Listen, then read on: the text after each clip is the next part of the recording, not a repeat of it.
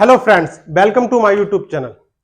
आज आपके लिए चाहे वो कोई भी एग्जाम हो, यूपीएससी का हो, यूपीपीएससी का हो, एसएससी का एग्जाम हो, रेलवे हो, बैंकिंग हो, जब भी पासे का क्वेश्चन आएगा विद इन सेकेंडों में हल करना सीख जाओगे। बिल्कुल उसको क्वेश्चन को देखते ही उड़ा दोगे। आज आपको एक ऐसी विधि आपको सिखाने वाला हूं, ऐसी ट्रिक आपको सिखाने वाला हूं। पासे के जितने भी टाइप के क्वेश्चन है उसको अलग अलग टाइप में बनाकर मैंने आपके लिए वीडियो बनाई है। बहुत ही आसान तरीके से आप इसको सीख पाएंगे। आइए देखिए, सबसे पहले हमने जिस टाइप को लिया है उसकी हम पहचान सीखेंगे और पहचान सीखने के बाद कितनी आसानी से विद इन सेकेंडों में हम उस क्वेश्चन को हल कर पाएंगे। आइए देखते हैं। सबसे पहले हम पहचान देखेंगे कि अगर एग्जाम में क्वेश्चन आता है तो हम उसको कैसे हल कर पाएंगे। ये हमने पहला टाइप लिया है। पासे में हमें सबसे महत्वपूर्ण बात यह याद रखनी है कि हमें पासे के सवाल को पहचानना है। आज का जो हमारा टाइप है इसमें क्या है, जब भी कोई एक अंक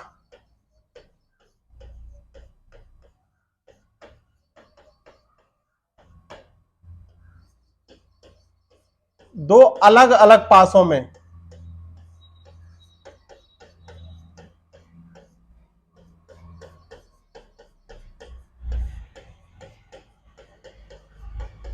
समान सतह पर दिखाई दे,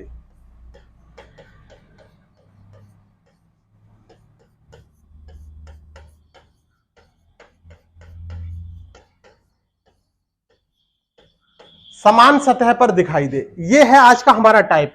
जब भी कोई एक अंक मतलब समान अंक, अगर दो इधर लिखा है तो दो इधर होना चाहिए। समान अंक दो अलग अलग पासों में समान सतह पर दिखाई दे। समान सतह का मतलब क्या है, मान लीजिए ये आपके पास दो पासे हैं या एक ही पासे की दो स्थिति हैं, दोनों को इस तरीके से भी कहा जा सकता है। तो ये वाली सरफेस ये एक सतह है, ये सरफेस समान है और ये सरफेस समान है। एक सतह का मतलब क्या है, रेड जो रेड वाली, येलो पे येलो वाली और ग्रीन पे ग्रीन वाली, ये सब समान सतह कहलाती है।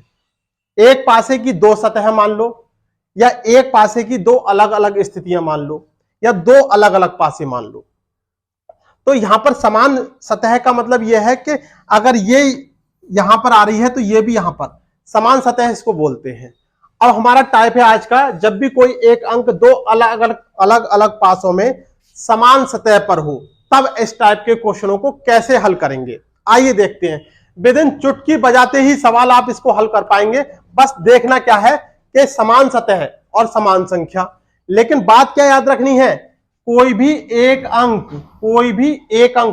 अंक ही समान होना चाहिए। एक से ज्यादा समान होगा तो टाइप आपका चेंज हो जाएगा। सारे ही टाइप के क्वेश्चनों को बहुत ही आसानी से एक एक वीडियो में बनाकर आपको हल करना सिखाएंगे। आइए देखते हैं। अब देखिए, पहला क्वेश्चन यह है, एक पासे के दो चित्र नीचे दिखाए गए हैं तथा निचली सतह पर कौन सी संख्या होगी यदि ऊपरी सतह पर 3 हो। तो यहां पर यह पूछा है कि अगर 3 ऊपर है तो 3 के विपरीत सतह पर कौन सी संख्या होगी। तो सबसे पहला काम क्या है हमारा, इसमें हमने देखा समान सतह पर कौन से अंक आ रहा है। देखिए, ये वाली सतह पर 6 यहां पे है और 6 यहां पर है, दोनों ही समान सतह पे हैं अलग अलग पासों में।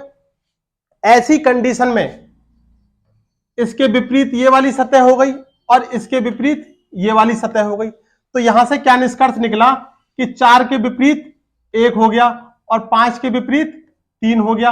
अब क्या बचा रह गया, 6। टोटल हमारे पास डिजिट कितने होते हैं, 6 ही संख्याएं होती हैं। 1 हमने लिख लिया, 3 हमने लिख लिया, 4 हमने लिख लिया, 5 हमने लिख लिया, 6 हमने लिख लिया, रह क्या गया, 2। तो इसका आंसर क्या हो गया, 2। बहुत ही आसानी से आप इस टाइप के क्वेश्चनों को हल कर पाएंगे। देखिए यहां पर ये एक कॉमन है। देखिए अब क्या हुआ, 3 के विपरीत 5 हो गया, 2 के विपरीत 6 हो गया। यहां पूछा क्या है, 4 सबसे निचली सतह पर है तो ऊपरी सतह पर क्या आएगा। देखिए 3 के विपरीत 5 हो गया, 2 के विपरीत 6 हो गया, तो 1 के विपरीत क्या बचा, जो यहां पर टोटल 6 डिजिट है उसमें नहीं दिखाई दे रहा है वो बचा। तो 1 के विपरीत क्या हो गया, 4, या 4 के विपरीत क्या हो गया, 1 हो गया। ये आपका आंसर हो गया।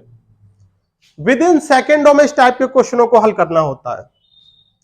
अब देखिए, चाहे संख्याओं पर आधारित सवाल आ जाए, चाहे ब्लॉक के बिंदुओं के सवाल आ जाए, चाहे कलर के या किसी भी नाम के सवाल आ जाए, आप बहुत ही आसानी से इस टाइप के क्वेश्चनों को हल कर पाएंगे। ये क्या कह रहा है क्वेश्चन, यदि 6 सबसे नीचे होता तो ऊपरी सतह पर क्या होता।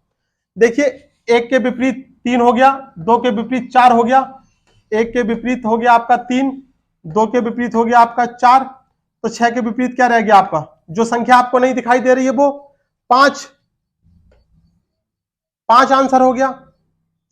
तो इस टाइप के क्वेश्चन को हल करना बहुत ही आसान होता है। यह आज का हमारा पहला टाइप था। जब भी आप समान सतह वाले और सिर्फ एक डिजिट कॉमन दिखाई देगा, आपको कुछ नहीं करना है, ये रूल फॉलो करना है और बहुत ही आसानी से आप एग्जाम में इस टाइप के क्वेश्चन को हल कर पाएंगे। आशा करता हूं यह टॉपिक आपको बहुत अच्छे से समझ में आया होगा। अगर आप चैनल पर नए हैं तो जल्दी से चैनल को सब्सक्राइब कीजिए और बेल आइकन के बटन को दबाकर लाइक कीजिए, ताकि आपको हर नई वीडियो का नोटिफिकेशन टाइम से पहुंचे और आप मैथ और रीजनिंग के बहुत ही कठिन टॉपिक को भी बहुत आसानी से समझ सके। आज के लिए बस इतना ही, जल्दी मिलते हैं पासा के नेक्स्ट टाइप के साथ, बहुत ही आसान और बहुत ही सरल विधि के साथ। धन्यवाद।